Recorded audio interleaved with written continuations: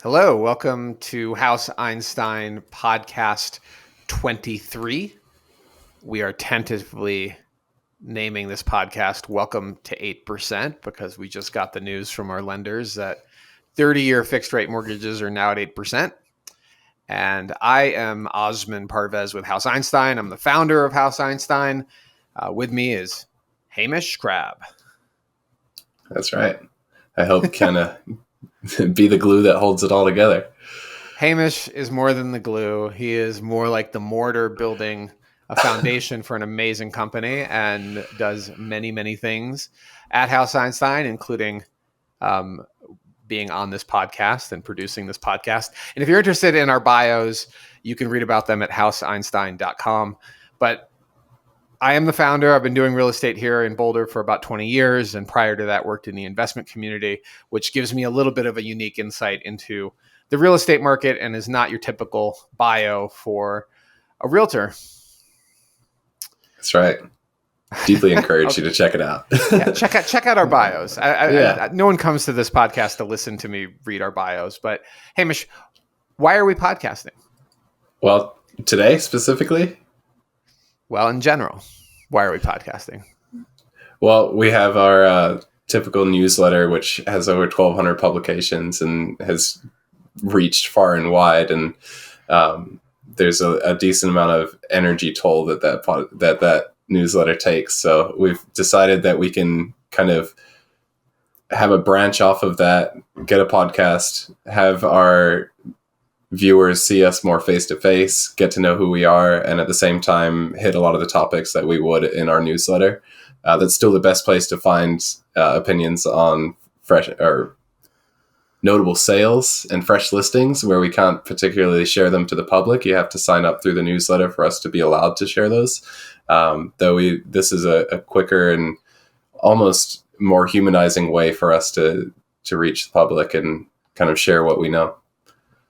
Yeah, that's accurate. So it's another channel for distribution. Our newsletter, there you go. a little behind, is historically how we've reached people, as well as the blog at houseeinstein.com, which goes back to 2005 under a different company name than House Einstein. But our mission is to help you make a smart real estate decision. And that's what our content is aimed around. It's a look behind the curtain of what goes on in real estate. Things you will likely not hear from your neighborhood realtor. And our area of focus professionally is in Boulder and Denver and the resort towns, typically within a 2-hour drive of Denver. And we are expanding. We also have a presence in Fort Collins. And we're here to help you. So if you're looking in this market, look us up at houseeinstein.com. And if you are a client listening to this podcast, we strongly encourage you to pick up the phone and call us for real estate advice. But if you are not a client, this podcast is 100% entertainment. And even if you are a client, you should best consider this podcast as entertainment. It's not legal advice. It's not real estate advice. It's not spiritual advice. And that disclaimer keeps our attorneys happy when you're listening to this podcast. So in other words, don't sue us for information and advice you heard in this podcast, which was designed to entertain you. Well said. Getting shorter and shorter. So here's the topic list for this podcast. We're going to talk about market conditions with the most recent data from September. We're going to cover a few items that are in the news, and we're going to do that kind of quickly. And then we're going to touch base on the fourth quarter, which we have now entered, and whether you should list your home in the fourth quarter. And then for both buyers and sellers, we're going to talk about negotiation tactics for the fourth quarter, given current market conditions. And then we'll put a bow on it and wrap it up. And hopefully we'll keep this to about an hour, which is typical for our podcast. I think that sounds good. We should have more than enough to chat about. I think we have more than enough to chat about. Hopefully we'll stay mostly on topic. Covering the news that affects local real estate is somewhat dangerous. It could derail us, but we'll try it. We normally don't, but we're going to try it. Give it a shot. Okay. Well, yeah. Go ahead. No, I was going to start you off, give you a segue to begin. Go ahead. Well, Osman, what's up first? Well, what's up first is our market conditions for September. So that data was just released, and it is a interesting market to say the least.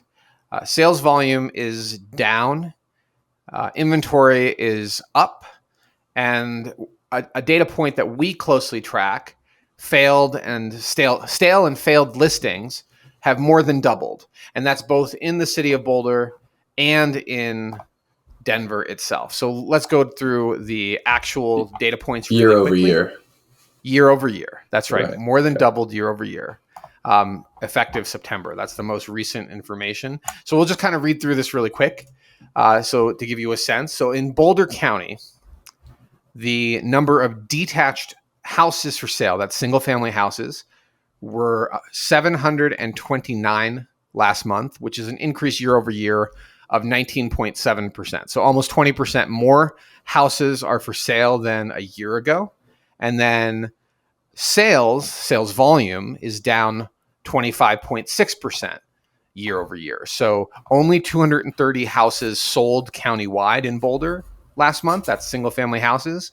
And that's down 25.6% compared to September a year ago. Now, what about prices? Well, prices for single family detached houses, we look at both median and average. And the average sale price has dropped 3.4% year over year. And the median sale price is actually up 3.8%. So this isn't a podcast on statistics, but we spent a little time digging into this. And basically, prices have not moved very much from a year ago. They've dropped a little bit from the peak of this summer, but they have not moved massively from a year ago. And you can see the same data. Why is it important to look median and average? Get those two. Okay. Well, so in a very small market segment like the city of Boulder, median tends to be much more meaningful than average because you can have a very low price sale or a very high price sale that skews the entire data set. So you should always look at both median and average and understand what the nuances are of the data set you're looking at in terms of sample size. So that's to avoid a sample size problem, is to look at both of those data points. And then switching to the city. So let's do the city of Boulder. Hold on one second. Again, we're looking at detached single-family houses within the city. There are 287 houses, or were 287 houses on the market last month, and that's an increase of 46.4% from a year ago. So almost 50% more homes on the market right now than a year ago. That is much better selection for single-family houses. And then when it comes to sales volume, closed sales, last month there were 70 single-family houses that sold. That's down 7.9% year over year. And when you look at sale price, and again, remember the difference between median and average. The median sale price was $1.245 million in the city of Boulder. That's up 3.3%. And the average sale price fell to just under 1.5, which is a decrease year over year of 8.4%. And when it comes to sale prices, I always look at least a couple of months of data points. So if you're thinking about the broad market in Boulder, you should really look at least a couple of months. And we have started to see a trend in decreasing pricing year over year. I think it's really just beginning, and there is a lag between when these deals close and when they were negotiated. Keep in mind, most real estate transactions are closing anywhere from 30 to 45 days. And so that lag period means that what's being negotiated on right now in the city of Boulder or in Boulder County won't close until mid-November or maybe even early December. So what's happening now is this is a look in the rear view mirror. And we're going to talk about negotiation tactics for this market, which are predicated on understanding what's happening in the market right now. And we're going to talk a little bit about some of the techniques and tactics we employ to help our clients make smarter decisions with what's happening right now. Okay, so that's Boulder. Little follow-up question. Go ahead. Or no, carry on. I'll get it at the end of the data. Well, the only other data point was the failed listings, which we could actually pull up the numbers. So what are failed listings?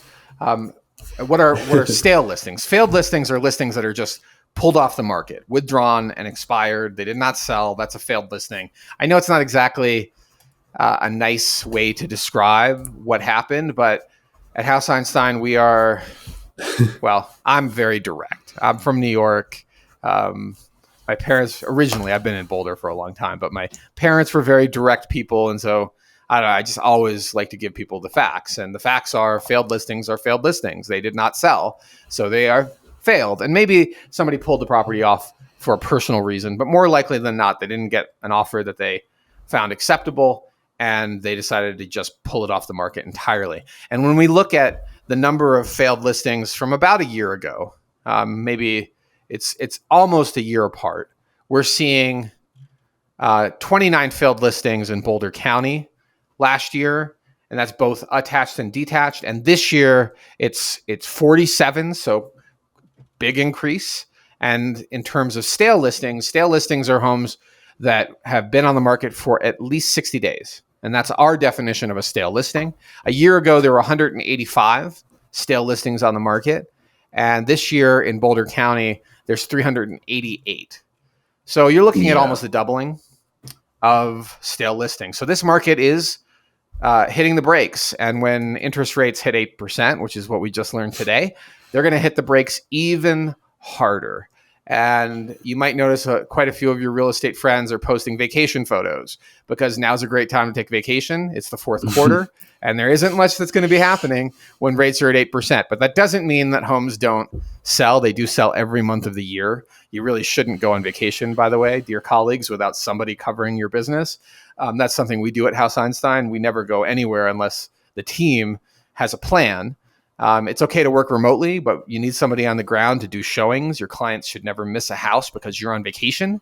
And we always have a game plan for that. Absolutely. So even if you have internet connectivity, you can't schedule a showing unless you're here. Although, by the way, listing agents will, as a courtesy, conduct the showing for you. I've never had a listing agent say no. They do that a little begrudgingly, though.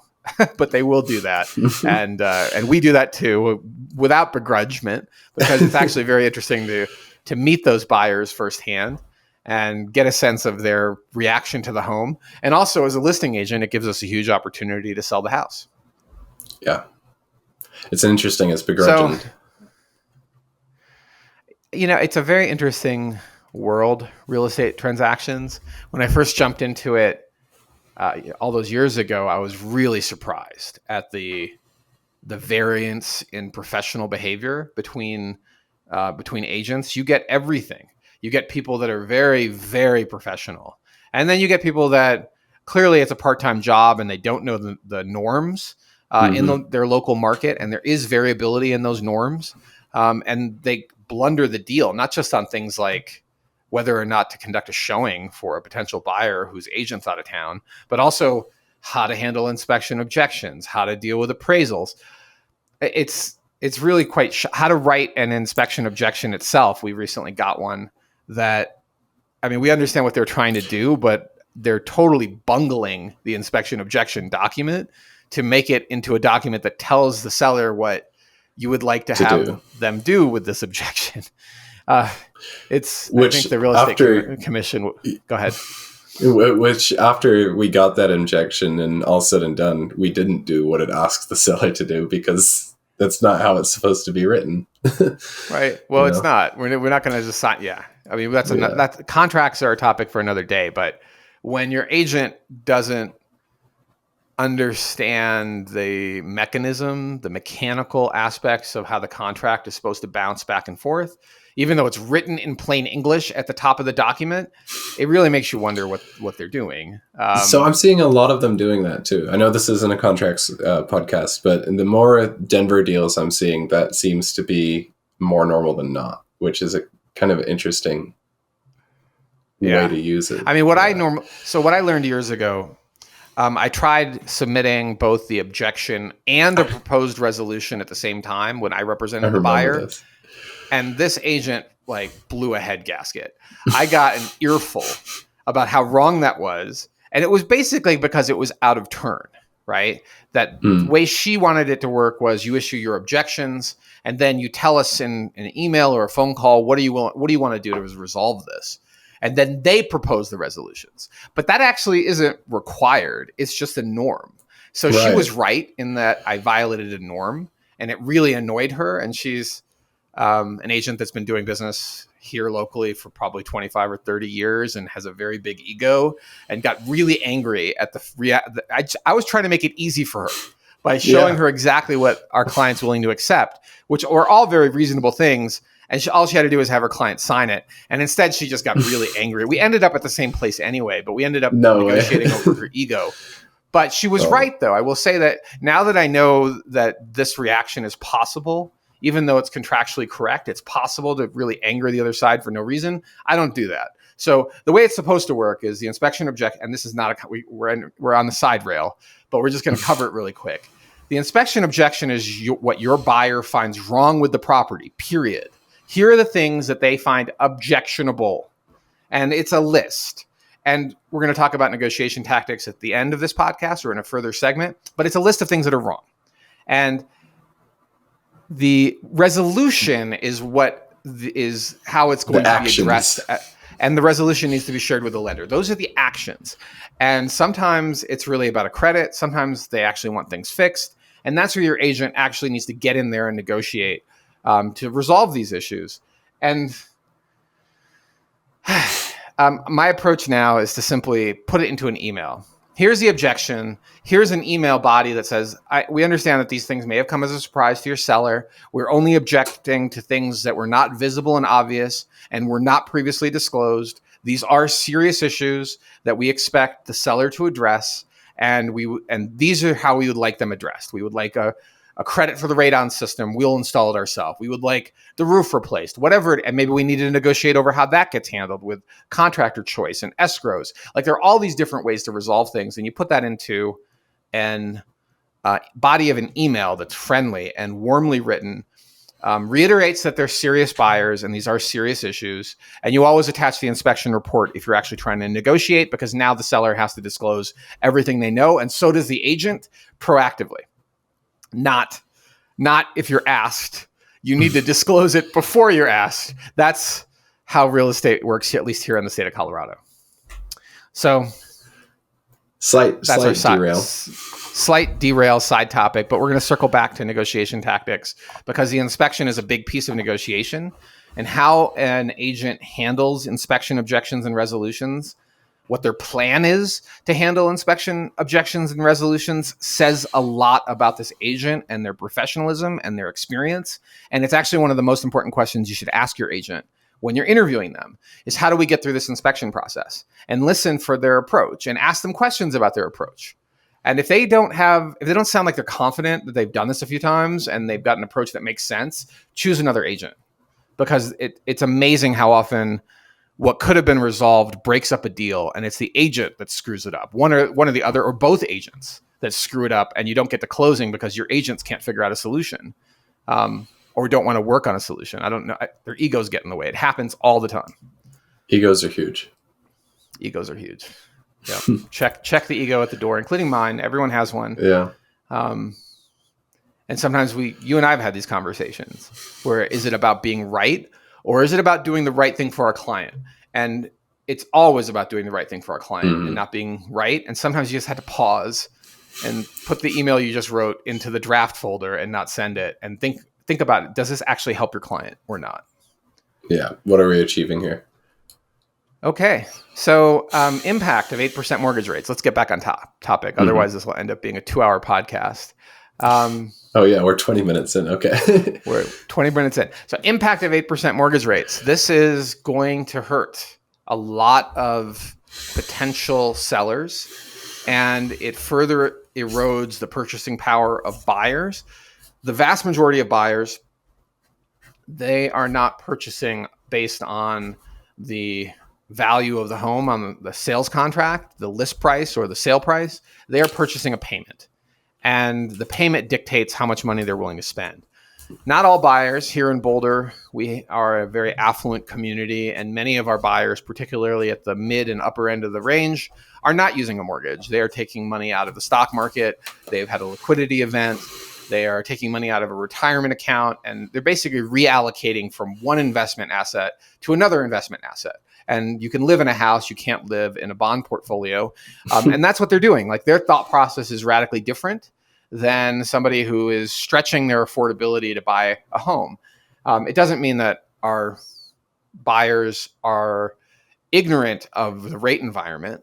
The cost of capital is very important as a consideration, and it is going to further erode prices and create more weakness in the market. That is almost entirely guaranteed for the fourth quarter. That's the quarter we're in right now. First quarter could be a radically different story. I think it might be. We might start to see rates decline. But for now, we're at 8%. And we have, as I've already illustrated, we have much higher inventory, much slower sales volume, and much higher stale listings that are over 60 days old, that are seasoned listings over 60 days old to choose from. And so if you're a buyer, what's the strategies? Well, we're going to go to that. And if you're a seller, we're going to go to that. We'll cover that at the very end. But I think I covered the impact here of rising rates, what to expect this quarter. So let's segue to the news. Shall we take a little break from our market analyst background? Yeah. Can't turn off the analyst. Let's talk about the news a little bit. Once we hit buyer and seller strategy, I do have a few questions that we can kind of start off with. Oh yeah. We're going to tease a little bit because that's what people are likely here for. They want to know, what do you do in this market? How should you think about this market? But I also feel like it'd be fun to talk about the news a little bit, even though it's not evergreen. But this week, let's talk about the news. City Council is negotiating or reallocating their 2024 budget, which is over $500 million. For a city our size, that is an amazing budget. Longmont, by the way, is also a city our size and also has a very sizable budget. And we're not going to get too far into this, but there's some interesting things that are being discussed. A guaranteed income pilot project.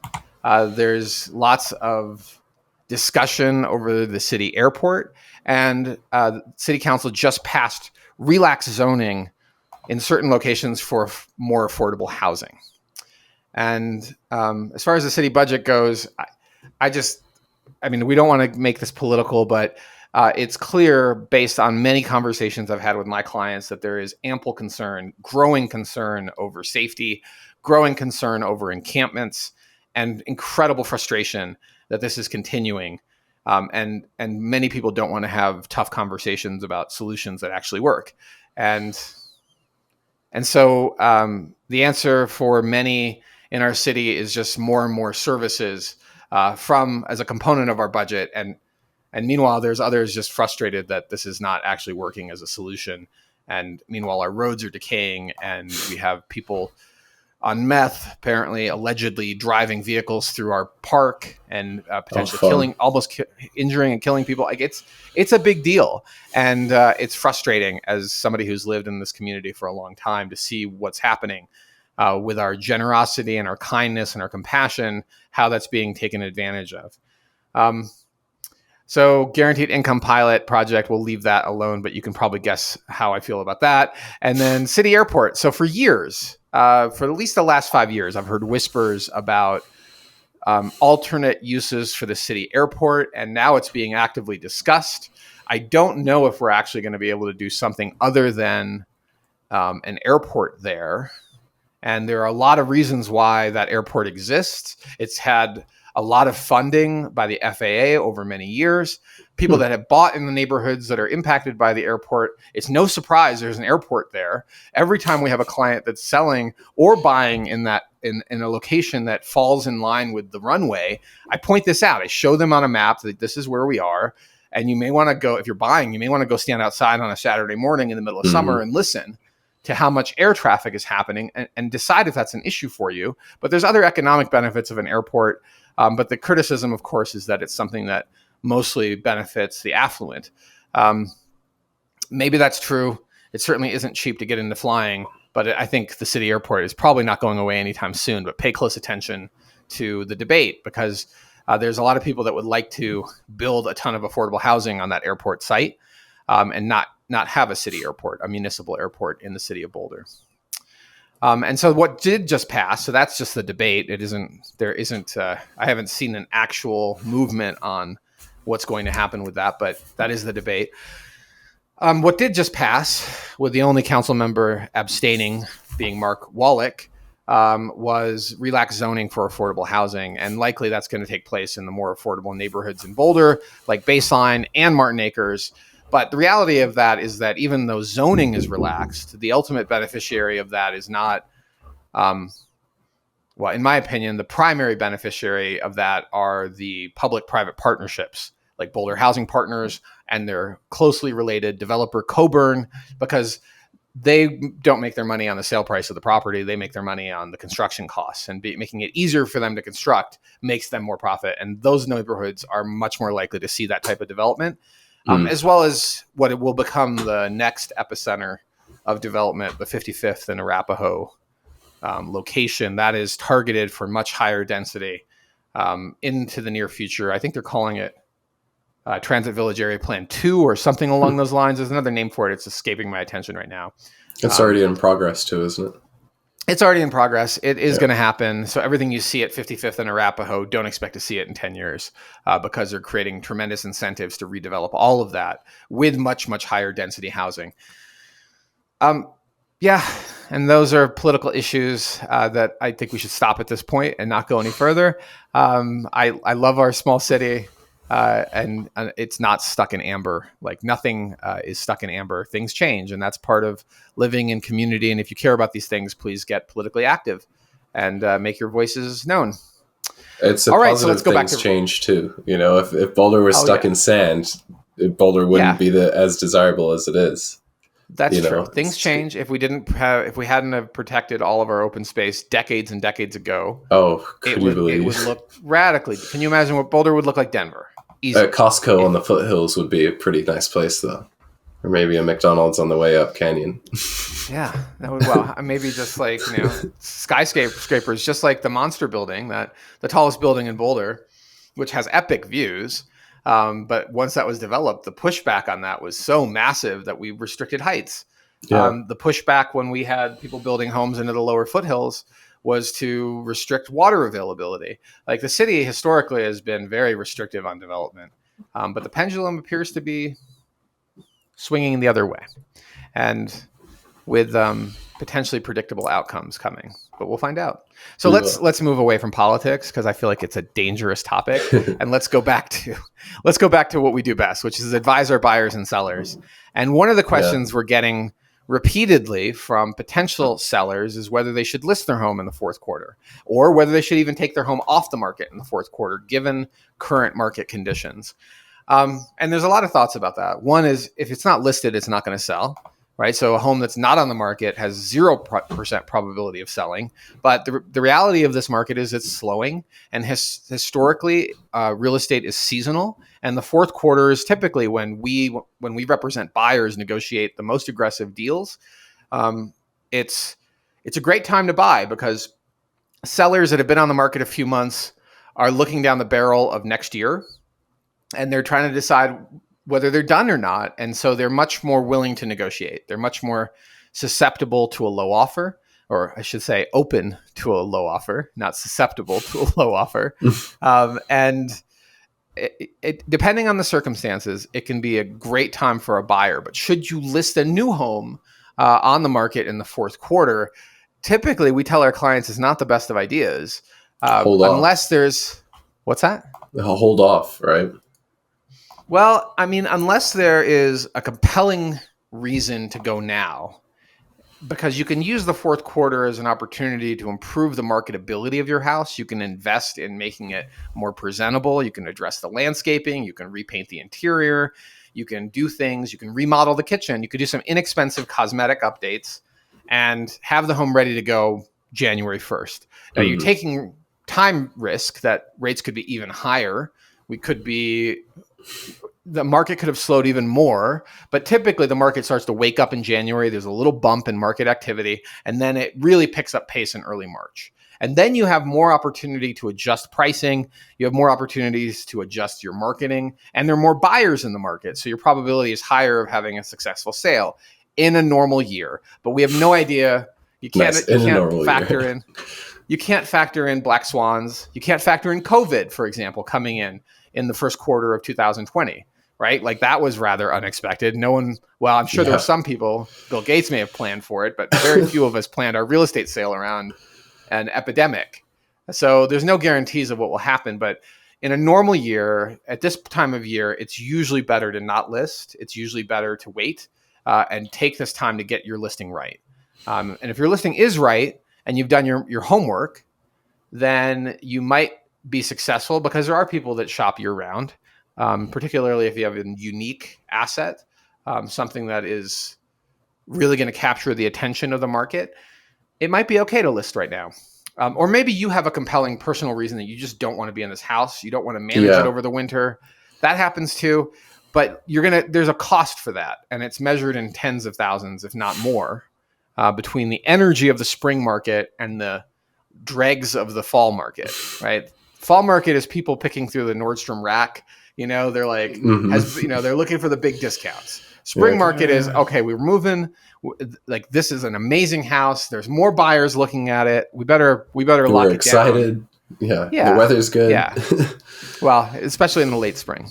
Yeah. So let's talk about negotiation tactics for both buyers and sellers in this market. And it always starts with your BATNA, your best alternative to negotiated agreement.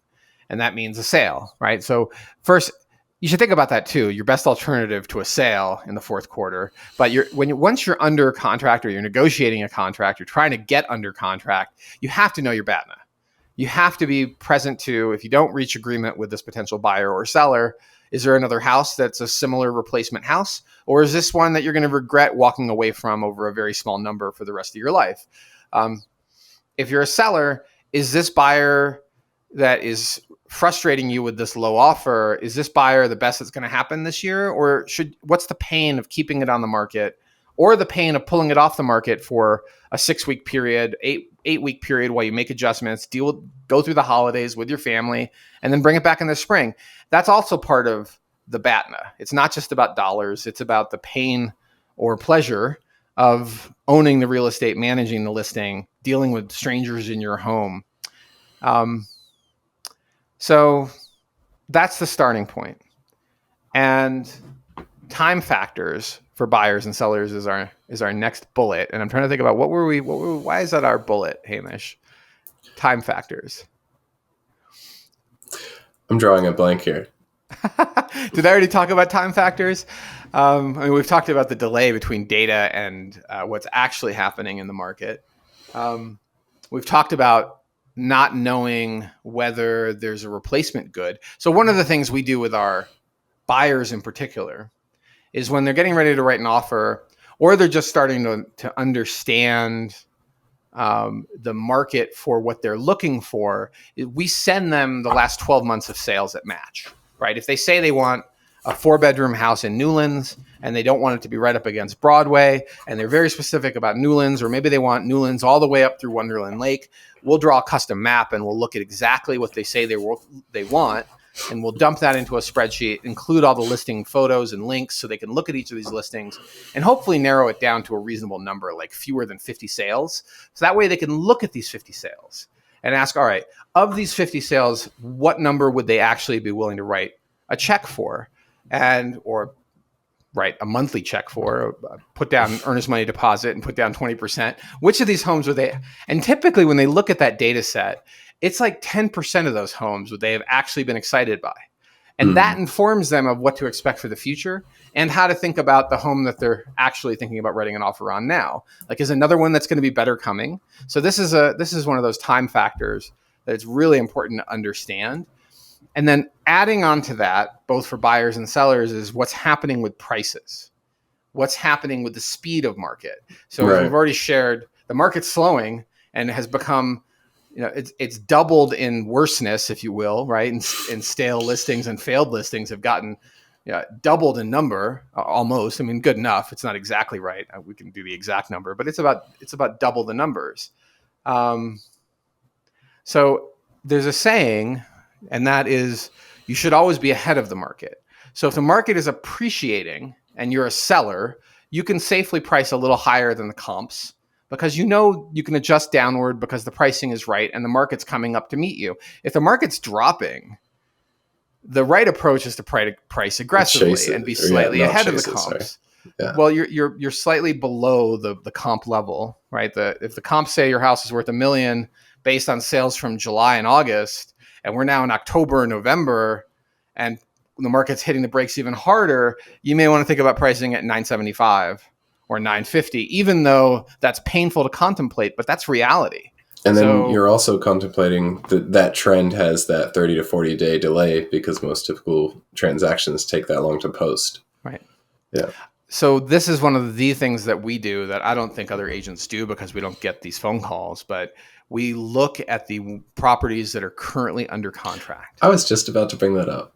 Nice. I really appreciate that. Because the ones under contract have a very recent negotiation and listing history that you can rely on.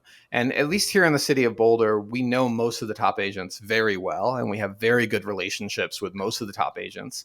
And when I call and ask them, hey, Joe, can you tell me, we're looking at listing a home very similar to the one you've got. We're looking at writing an offer on one of the comps one of the listings that were a competitor. Your home is no longer available.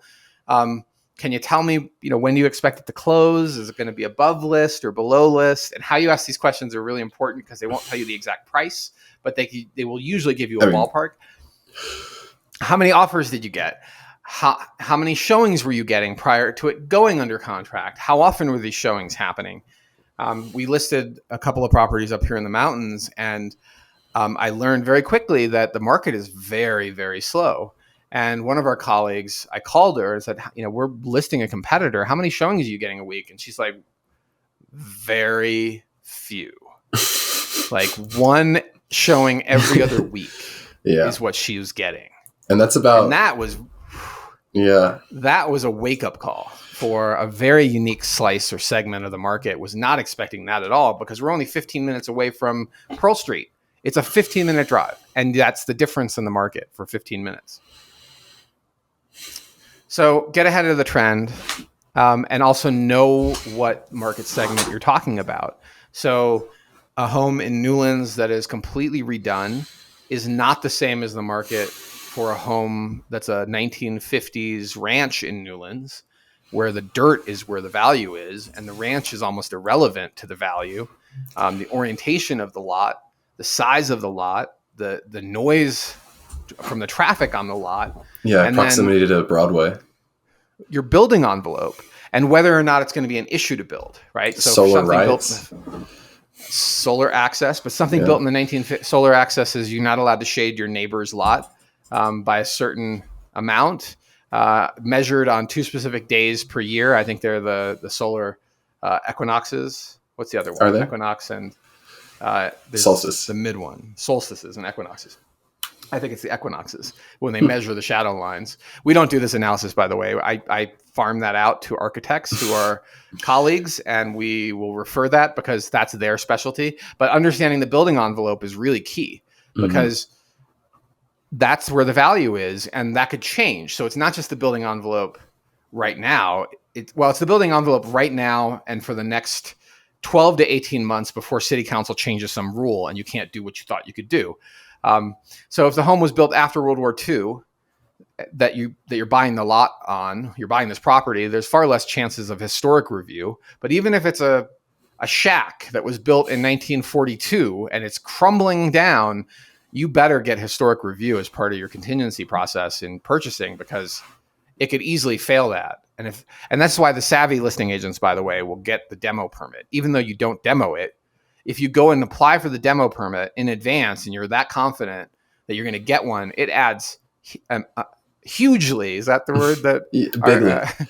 Bigly, huge. It adds massive value to. Got to be careful about politics. It adds massive value to the sale price because it isn't the shack sitting on a Newlands lot that has any value. It's the in dirt. Fact, the shack has negative value in many cases, which is, sometimes I love historic homes. I think you're growing to appreciate them too, Hamish, but I really love historic homes. Anything not cookie cutter. But not all of them are worth preserving. And some of them are really just completely obsolete. And it's time for them to probably be, some of them anyway, that have not been well preserved. It's time for them to probably go and be redeveloped. That So demo permits a little bit of wisdom there. That's great. it's a risk factor too, because if you want to put on the brown paper bag and pretend this is not a factor, you can list without it, but you can bet the buyer's going to want to know. And every time there's a risk that's added to the deal, there's a price that's adjusted in the deal. And it's usually better to, like our listing a few years ago in Fraser Meadows, which set a record for dollar per square, had a secondary lot. And he said, absolutely, it's a secondary lot. I said, well, that's great, but we need an opinion from somebody that's not you, that confirms that it's really a buildable lot and could be subdivided. And so we went through that process. We had an architect get involved, and he did reach out to the city. We did have letters on file that we could show the buyer that actually, you're probably never going to want to do this, but right now you could subdivide. You may want to subdivide so it's protected for development in the future. But without that, you're just claiming something that may be possible, but you're just assuming the buyer won't actually do the homework. And right. And there's a price for risk. Okay. Yeah. So we've talked about knowing the market and getting ahead of the trend.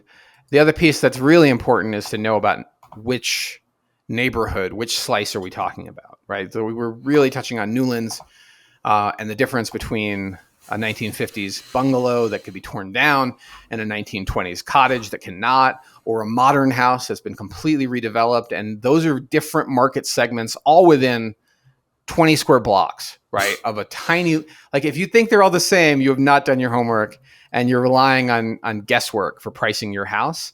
And then the most important thing, of course, is always see the competition. And it just blows my mind how few agents do that. And I know how few agents do it because when we have listings, it's super rare to see one of our colleagues schedule a preview.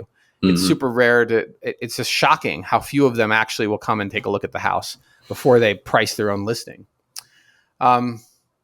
So Newlands and Spring Valley and Wonderland Lake are different neighborhoods with different characteristics.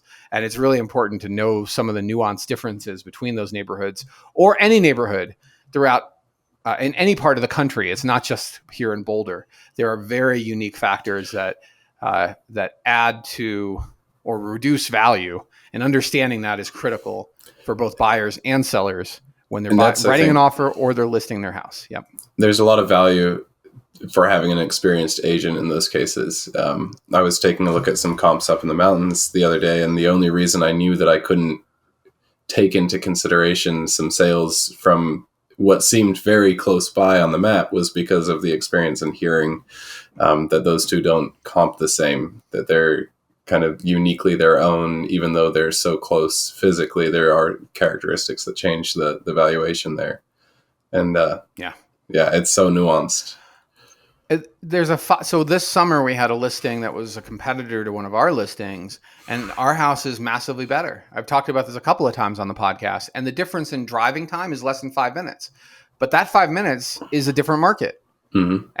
And despite having done our homework, we were kind of surprised by that, because from my perspective, that's almost an irrelevant difference. Right. Views are a more important distinction. Wintertime access are a more important distinction. Trash service, but all of these things. Who's plowing the road? Is it a dirt road? How well maintained is the road? All of those are way more important than 5 minutes of drive time. But the way that buyers look at this, that are inexperienced for buying in the mountains, is they draw a circle. They say, well, I want it to be within X many miles or X many minutes of downtown, and that's it. And there can be a radically different market depending on who the buyers are. It's like when you have buyers and they give you get a budget. Well, some of the houses that may be out of budget could have been on the market for quite a while, and there could be leeway in there, but you won't know unless you give yourself kind of that like float on either edge, right? So if you're looking specifically within 10, 15 minutes of Boulder, you're going to miss that 17 minutes of inside Boulder, but it's also scores above. It's a much better house. You've got to kind of have that leeway. When we represent buyers, I usually use the term a little bit above and below your budget, a little bit beyond your criteria and square footage, a little bit beyond the boundaries you said were most important. Let's draw it on a map, not right in the city of Boulder, but actually draw a map that outlines your location, and let's expand the boundary a little bit beyond what you said you would look at. And that will do one very important thing. It will help you triangulate. And once you try it, it'll help you understand the market relative to your specific purchase or sale. And it's really important on the buy side when you don't know neighborhoods and you're not tied to Newlands or whatever neighborhood, Martin Acres, Table Mesa, Devil's Thumb. You're not tied to one particular neighborhood. You're open. If you are tied to one neighborhood, you really need to be careful and a little bit more nuanced. You shouldn't be trying to compete with homes that are on the east side of Broadway versus the west side of Broadway. Yeah, huge totally difference. Different markets. They're not the same market.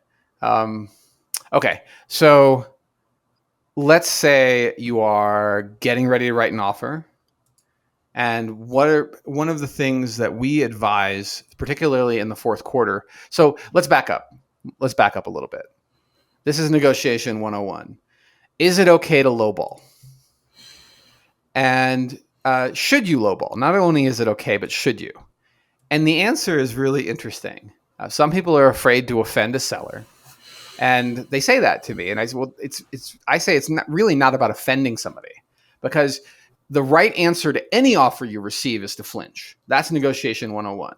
So even if you expected an offer, right, you got 98% of your list price and you were expecting 95% of your list price, your agent should still flinch when they get that offer. They should say, oh, only 98%. We really were looking for a better number. I'll have to get back to you. And then they called their client and they're like, you won't believe this. They just wrote almost a full price offer. We still need to counter.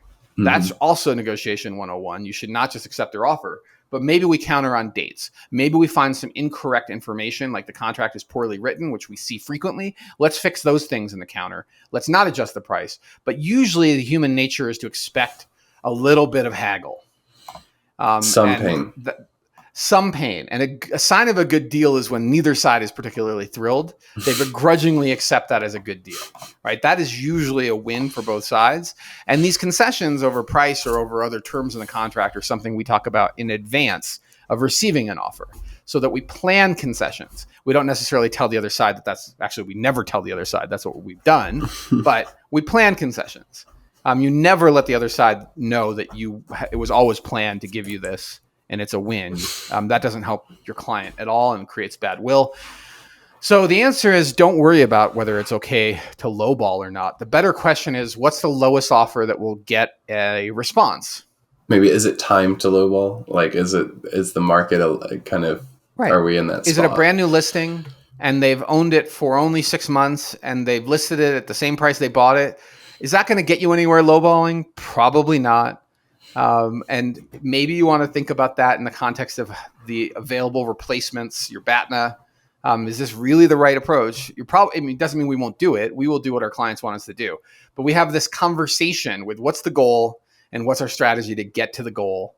And for some people, winning a massive negotiated discount matters much more than anything else. Even the house. Even more than the house. It's like the deal structure matters more than finding a home for their family. It's very strange.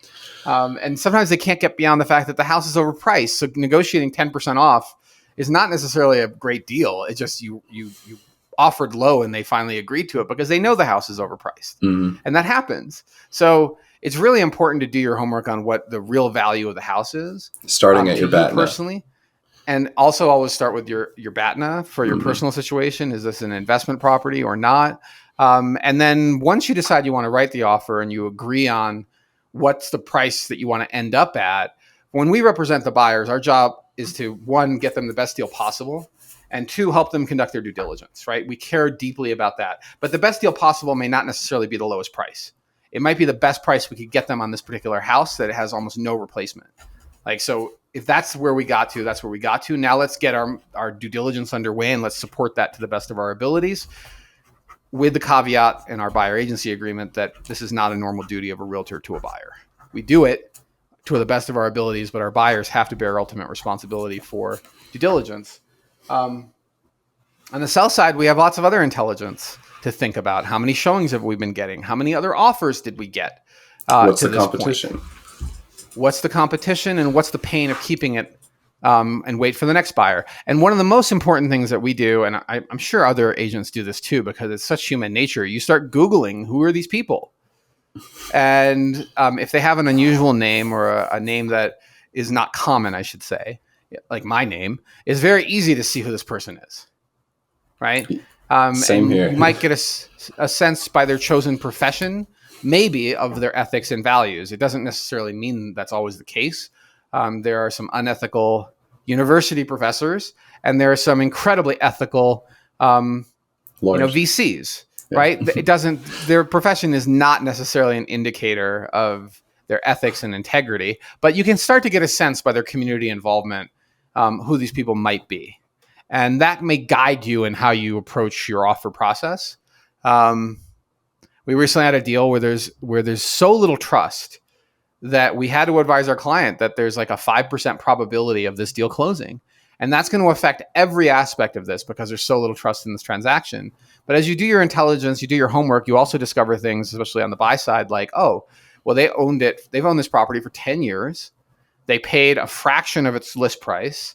You can see the last recorded mortgage. So they have tons of equity and it's been on the market for 100 plus days. That's a better candidate for a low offer. And that's the type of intelligence that your agent can and should be providing. Mm. So that's negotiation. That's a little taste of negotiation 101, where you need to be thinking about your BATNA. You need to do your homework on not just the market and the trends in the market, but about the counterparty and who you're negotiating with. And then you have to read some tea leaves and how the agent is conducting the negotiation. Some of our colleagues are incredible communicators and they work to solve problems, and there's higher trust in the transaction. And some of them, I just make me wonder how they are able to even continue to do this business with how poorly they're conducting the negotiation. And we still have to deal with it, right? Like if we want to get the deal done, it's not about what our opinion is of their negotiation. It's just we have to advise our client that this is what it looks like, and then help them think through how do we navigate this transaction. And it's not just the initial offer price and the closing date. It's the inspection period. It's how do you handle inspection objections or appraisal objections or title objections. All three of those have different approaches to resolve. And the biggest one is the inspection, right? The inspection objection. Some agents dread this, especially the new ones, because they feel like, oh, I worked so hard to get this person under contract. And now we're having a game of chicken over a radon system that costs $800 to install. And my clients are about to blow this deal because they can't get over the radon system and the unexpectedly high radon. I once had a client who was ready to walk away over radon, actually. Really? And from their perspective, there are other houses, and at the time there were a lot more homes on the market, so they were right. But not only did they want the seller to pay for a radon system, they wanted them to pay for the energy use of that radon system discounted over 20 years. So we literally added like, okay, this is going to cost $5 a month more in power, and I'm gonna build a little spreadsheet that shows $5 a month over 20 years, and we're going to increase the price every year by a certain amount, and then we're going to discount it back by a certain number to give you the value of the radon. And it was like $400 or something like that. And the listing agent was just bewildered. I would be. Like, she'd never seen anybody do this before. My client was right. Like that, they're an engineer, they're right. And 100% the math makes sense. But it's such small numbers. It was kind of we got it. It's like a principal play, right? Like they. And I told this is where the agent was just beside herself and throwing my client under the bus and all these things. And I said, look, it doesn't matter whether you believe this analysis is valid or not. That's completely irrelevant. Here's the bottom line. They're going to walk away unless you throw in $400. Yeah. So that's all you need to tell your client is they need $400. And if you don't want to buy the argument for the $400 or the $4,000 or the $40,000, whatever the number is, they're going to walk. And here's the reason we think it's 100% valid. And even if I think my client's being ridiculous, I'm not going to say that. I'm going to say they're being a little aggressive, but it doesn't matter. They're going to walk, and that's how they are. Okay, so that's my job is to help you get a deal done, and I'm warning you not to get your ego involved. If this number doesn't work, let's just terminate now. And this is, I think, really important to mention too. Is like as a real estate agent, we don't do our job when we get paid. We're doing our job even if we don't get paid. We're doing our job by supporting the buyers. It's like, I don't care if this deal works or not. I care about protecting my buyers. We can negotiate all day, but not every agent. If you don't want to pay up this $400. Yeah, no, I'm just. Okay. But every, so this is a distinction for us. And I feel like it is a really clear, but difficult to prove distinction between us and most of our other colleagues. Most of our other colleagues, they think of it as a success fee. Mm-hmm. And once the deal is in play, they are working to get the deal closed, and they do not necessarily have their client's best interest in mind. Right. We, especially when we're on the buy side, also on the sell side, but when we're on the buy side, whether or not the deal closed, our mission is to do our best job and advise our clients to the best of our ability. And when a deal terminates and they get their earnest money back, as I often remind the team, I'm like, that's a win. Yeah. Like, we recently had a deal where the HOA, these are not my deals. We heard about these in our team meetings. The HOA, our House Einstein agent was representing the buyer, and the HOA prohibited children, which our agent consulted with attorneys on this who agreed this is 100% fair housing violation. And our client's like, okay, that's great, but I don't want to fight this. I just want my money back. I'm going to get out of this deal. And so you see that sometimes with small HOAs, weird things happen in small HOAs. And that was a weird thing. Another weird thing, same agent, a height restriction on a dog as measured from their shoulder to the bottom of their paw. I'm like, who is running around with a tape measure to see if the dog is 18 inches or 19 inches? Like, and is this a risk factor? Like, your puppy might grow too tall? It's like, I guess that's the one way to keep it off of breeds, but at the same time, what? Well, exactly. What? Yeah. And so our mission at that point is to tell our client, this is what's happening. And then if they say we're out, then we need to make sure we have a defined exit. We need to have done that due diligence by the deadline in the contract that relates to that item, and then terminate on the basis of that and get their earnest money back. And we don't get paid for that, but we did our job. And that's one of the weird things about this industry is sometimes you don't get paid for your wins. And that's just how it is in real estate. And if that is not your attitude, by the way, you will never be an agent with House Einstein, because that's like so fundamental to take your client's interest first. But it's otherwise it's very icky, if you start. If you don't know your values and integrity of the person that you are choosing to represent you, you should figure out that first, because that way you have trust and alignment with this person who's representing you. I can't emphasize this more, how important it is to choose an agent that you trust and that you feel confident is doing ethical things and is representing you well and doesn't look at getting paid as the win. Yeah. Getting paid is the icing on the cake. Everyone's got bills to pay, but getting paid is just scorekeeping. Right. And it's not necessarily accurate scorekeeping, because not getting paid sometimes is a bigger win than getting paid. Just saved my clients, hundreds of thousands of dollars of repairs. I didn't get paid for it, but I saved them a boatload, defense. Yeah. Or I told them that these numbers we're getting are actually really not a big deal. And let me put you in touch with my sewer guy who can actually look at this video and straight talk you about what's really going on in the sewer. We should still use it potentially for negotiation purposes, but it doesn't mean that this is actually a major issue. And so let's look at that together and get comfortable. And then you can make an informed decision, not one that's based on, gut instinct. Big time. Okay. So that's the dreaded inspection game of chicken, and it involves a deadline. And the best approach to it is to document and disclose. If you're the seller, disclose everything. It's very hard to renegotiate over the terms of the initial contract if you already disclosed in the seller's property disclosure that these issues existed. Because it's assumed that if the buyer signed the SPD, the seller's property disclosure, they knew about it. And now if they're trying to renegotiate over it, it really is a renegotiation in bad faith. It is. Because you had already disclosed this. Yeah. It's gross. And you could say, are your clients really trying to renegotiate over something we already disclosed? Mm-hmm. And if the answer is yes, then you know who you're dealing with, and you can say we're not renegotiating, or maybe you want to play ball with this person who's unethical. And our client will make the call on that. But the best approach for the sell side is to disclose. And the best approach for the buy side is to thoroughly inspect and then do follow-up inspections and visits with contractors to get a real number on what this is going to cost. And then ask yourself, like, let's say the furnace is bad. Okay, the furnace is at the end of its life. It's still working. I'm not a furnace expert, even though we will go tell our client the age of we'll look at it, but like, this furnace is looking pretty dodgy, but we're not furnace experts. So we didn't know for a fact the furnace was at the end of its legs, but you also weren't expecting a brand new furnace either. when you bought this house, right? You knew the furnace is 10 years old. Yeah. So, or 15 years old. So what usually we end up negotiating for is something along the lines of a half-life cost of a furnace. So if it costs $7,000 for a new furnace, let's agree on $3,500 and split the difference on the furnace. That is usually what most people think of as fair and passes the sniff test. If you suddenly want to hammer the seller for the full cost of the furnace and you want the new high-end efficient one that's $10,000 or a heat pump that's $15,000, you come across looking like kind of a jerk, and you're unlikely to close. It's not to say you might not get lucky, but you're diminishing your own odds. You are diminishing your own odds, but you now have leverage. And just, I mean, being like nitpicky, you know, like if you are going in and asking for 20 grand for a furnace. Well, 20 grand for a furnace is a lot of money, but maybe the house has a $20,000 furnace.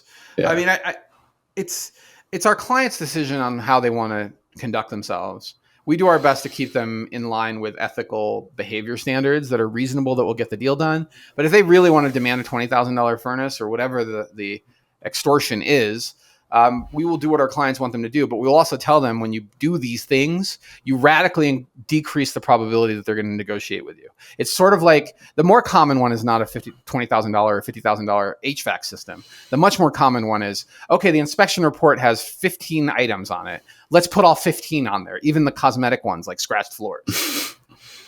And then you're going to get all this nothing out of the seller because they're so annoyed with you for objecting to things that are visible and obvious are not considered fair game.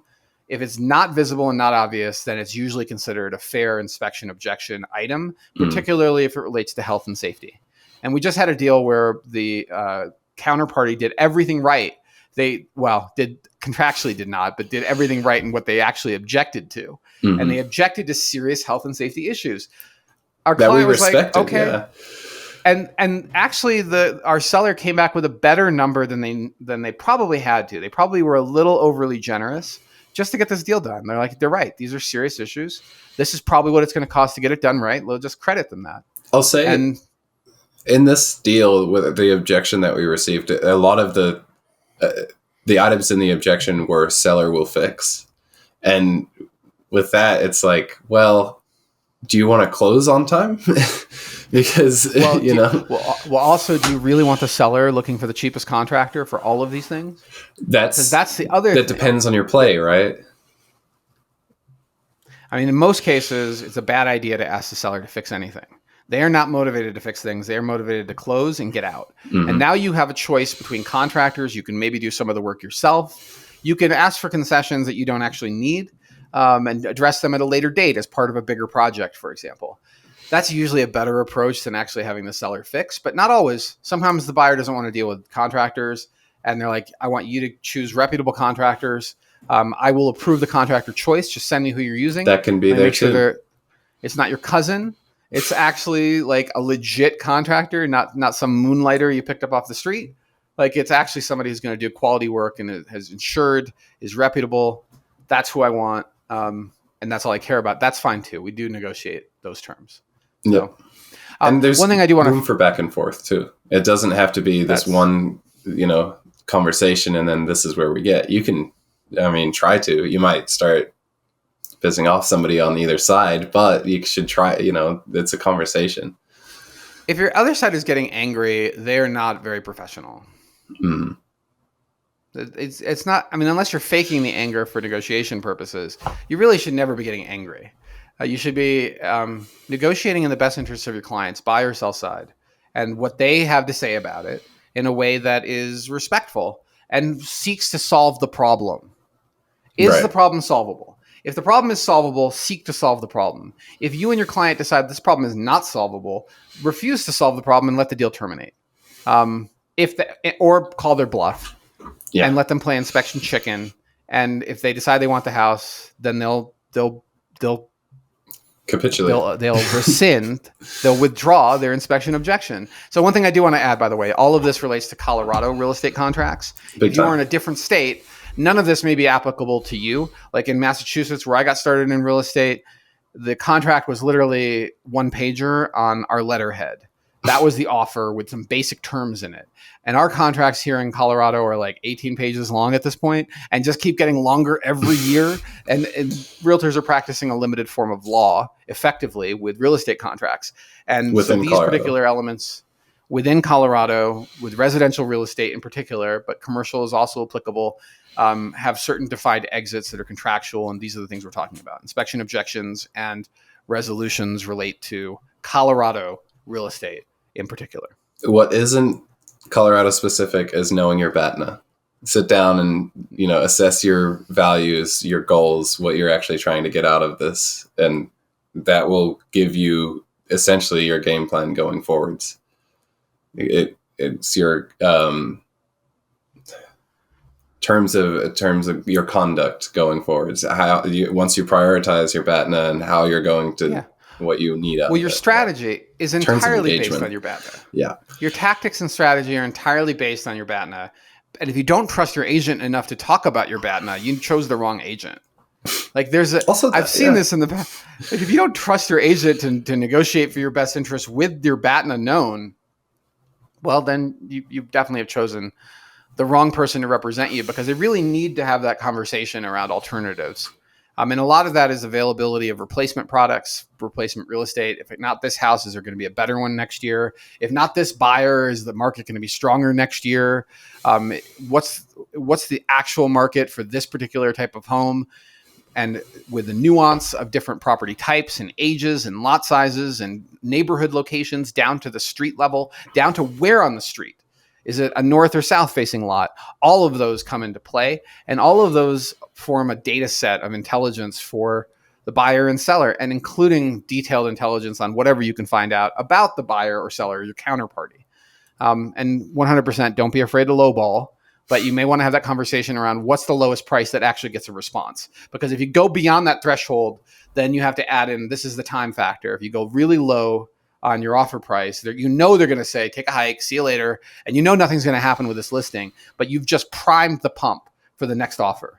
So you have set this anchor in the negotiation for the next offer to arrive. And that offer can be your offer in 24 hours or 2 weeks or 2 months, or it can be the next person who looks into the house and says, I'm willing to pay whatever the number is that's better than your number. And guess what? Your anchor still applies, and the seller is much more negotiable because that person looks like less of a jerk. Yep. And so guess what? You could have gotten the house you would have potentially paid more money than this person, but because they didn't counter because you were so low, all you did was help the next buyer out with that anchor. Yeah, that's a good consideration as well. I often kind of forget that one. Is like, what tone are you setting for the other buyers out there?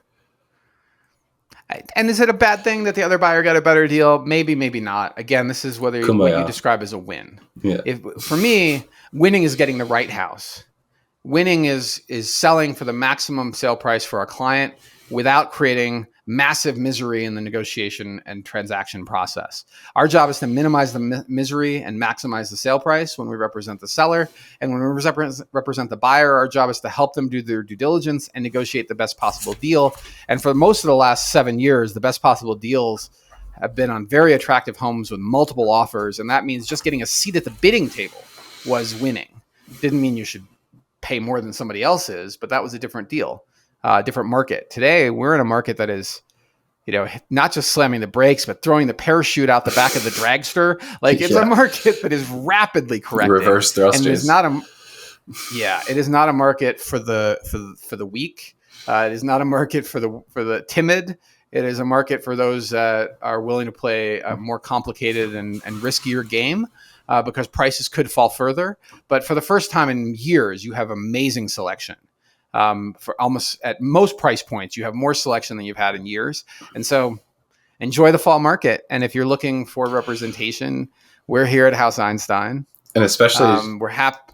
Yeah. Especially during this turbulence, agents that can accurately value and work with the market and know colleagues to ask and get up to the month to the day data. That's crucial in this current environment. Ask good questions before you sign an exclusive.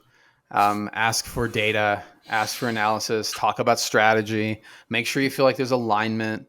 Don't just do it via email, schedule a meeting, do a video call, and expect professionalism, and look for agents that offer you that high level of professionalism, proficiency, deep market knowledge, and work ethic. There are some agents that are not working very hard, and haven't opened up an Excel spreadsheet in ever, Yeah. and don't really care about these things. And they're, so you really, I think it's relatively easy to choose a real estate agent, but you should test drive them, especially on the buy side.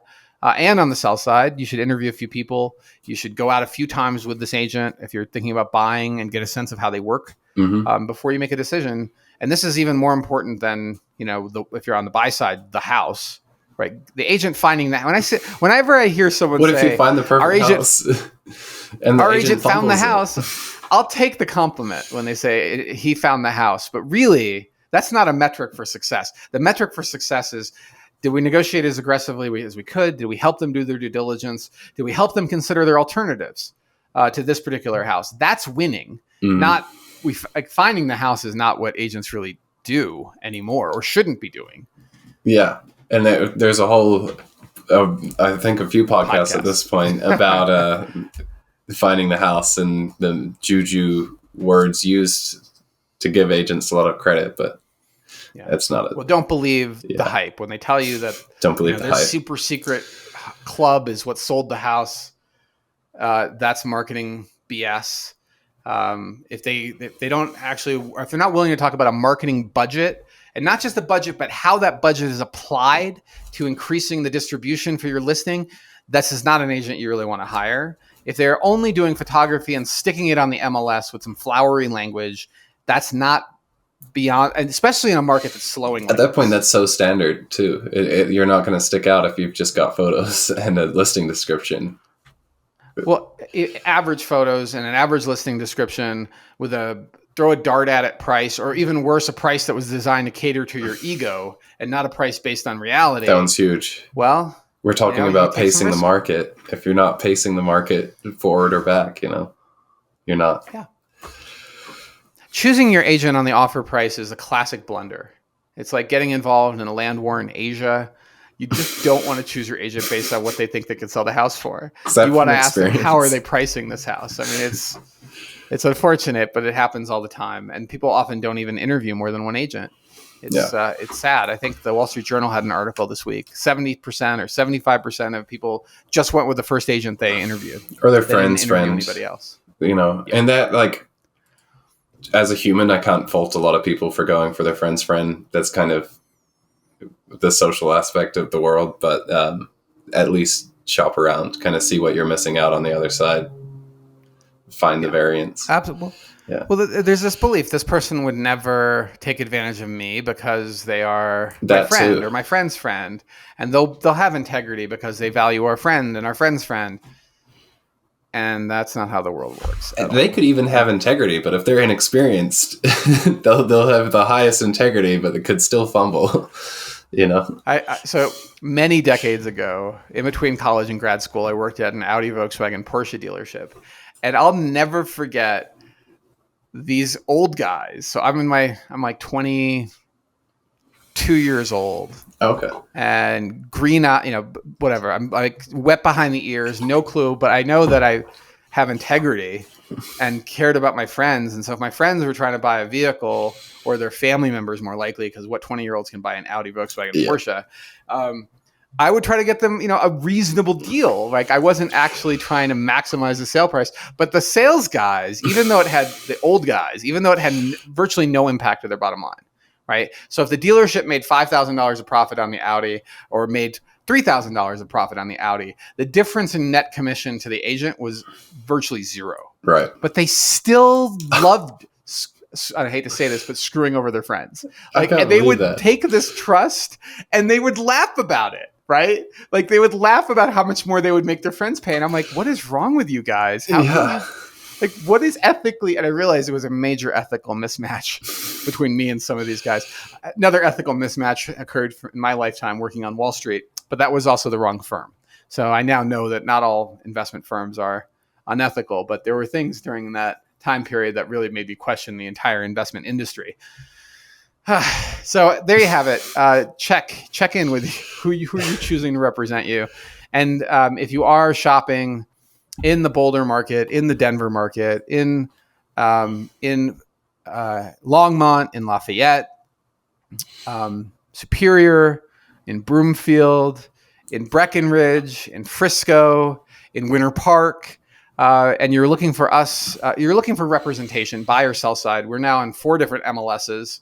And if our values align with your values, please reach out to us. We'd love to have a conversation with you about how we can offer you representation at, we believe, a much higher level, and that is in line with our mission to help you make a smarter real estate decision.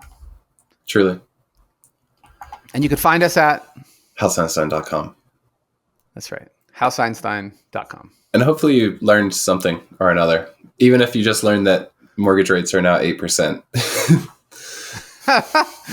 That's a painful thing to learn. Oh my. That's crazy. Yeah. Okie dokie. Yeah. Next week we'll have a chart of all the agents that are getting out of this industry. Oh, no. Because it also follows a cycle. Real estate is cyclical, and there's also a cyclical cycle of agents that bail out during bad times. Is that a metric on the MLS?